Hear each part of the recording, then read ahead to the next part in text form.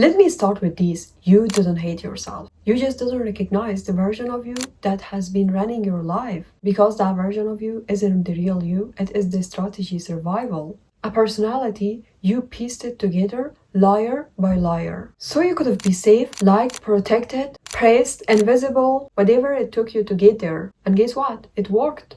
That version of you did their job. But now you feel hollow. You feel like you're watching yourself live your life from outside. You're restless, exhausted, and yet terrified of stopping. Because if you slow down even for a second, you might have to meet the part of you have buried under all that performance. And I want to tell you something that might change everything. You are not broken. You are unmet. We live our lives chasing validation, chasing love, chasing belongings. Because at some point in our lives, we were taught that being ourselves wasn't enough. So we adopted. We smiled when it hurt.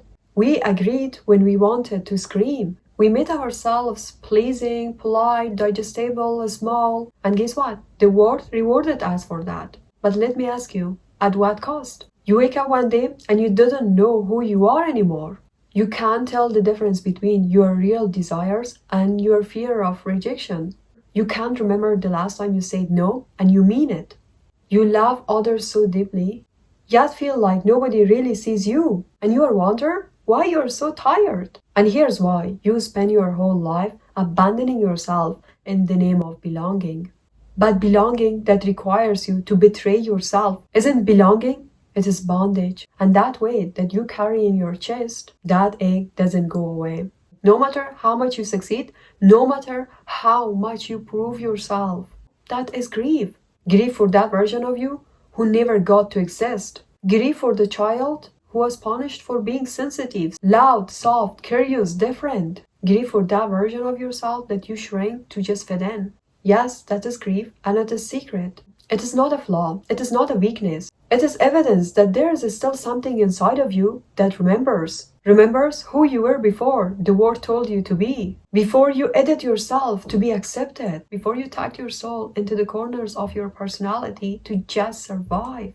That grief is your inner self knocking, saying, I'm still here. I have been waiting. And maybe you have gotten really good at copying, performing, achieving. But beneath it all, there is a quiet voice asking you, when it's my turn to exist? When it's time for me to have my own decisions, when it's time for me to have my own dreams, when it's time for me to have my own reality, when it's time for me to have my freedom, when it's time for me to have my own feelings. Because self-abandonment can feel like safety until it starts to feel like suffocation. And maybe that is where you are now. Maybe you cannot outturn it anymore.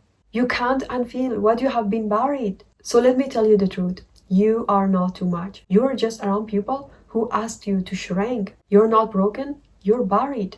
And healing isn't about becoming someone new. It is about returning to someone you all the time want to be. That version of you that never needed to do anything to earn love, to earn proof, to earn recognition, to earn attention, to earn freedom, to earn their own decisions, to earn their own feelings. Now it's not about blaming your parents, blaming your boss, blaming the culture, or people who failed you. That's about breaking the chain. So you didn't spend your whole life abandoning yourself the way that others did. It's about doing something radical, loving the parts of you that was never allowed to exist. That is what reparenting is. It is not a cute wellness trend.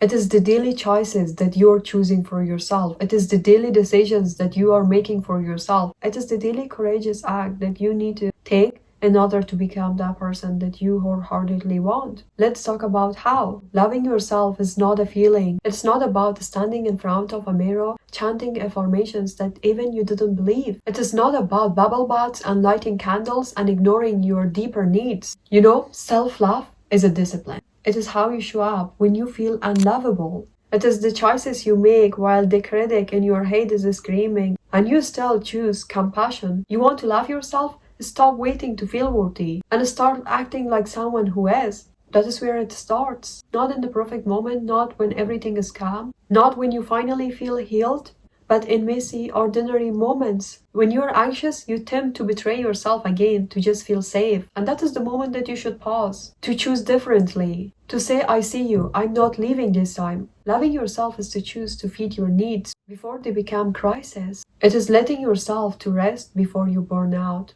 It is setting boundaries when you know your voice is shaking. It's about learning to disappoint others rather than abandon yourself. And learning it is okay if someone doesn't like you. It is replacing self-punishment with self-honesty. It is asking yourself, what would I do for me if I believed I mattered? And then doing that, even when it feels awkward, even if no one taught you how, even if the world never mirrored it back. Because self-love isn't a reward for perfection. It is a practice when you are in pain. Not just about feeling better, it's about being with yourself when you didn't. And every time you choose yourself in small, quiet, undefined ways, you are rewriting the story. You're saying you deserve love as you are. And that changes everything. You're reparenting that child inside of you who you never got that kind of care. And you're saying you deserve love now as you are. And that changes everything. Study yourself. Notice where you shrink. Ask yourself, what do I need? What hurts me? What patterns keep repeating? Where do I abandon myself just to be accepted? Then write down, take notes. Do not repeat the same things that you are doing every day. Even if you didn't want to create a new version of yourself, if you didn't want to create a new life for yourself, just to remember who you were before the world told you to forget, and let that version of yourself to speak. And at some point of this journey, you might find yourself that you want to choose yourself. Then every day, moment by moment, choose yourself. When you choose yourself, you will just stop remembering who you were and you start becoming it again. Not as a concept, not as a goal, but as a way of being. And you will start to notice the shift in the way that you speak up when you all the time stay silent. You are not stuck, you are scared, and that is okay. You are grieving, and that is normal. But you are not powerless. You are allowed to change your mind, to forgive yourself, to start over. Every single day, you get to ask, what would the version of me who loves herself do right now? Then do it, even if your hands shake, even if your voice trembles, even if it means walking alone for a while. Because the moment you take responsibility for your own life, that moment you become free, and freedom is everything. I'll see you in the next video. Until next video, bye bye.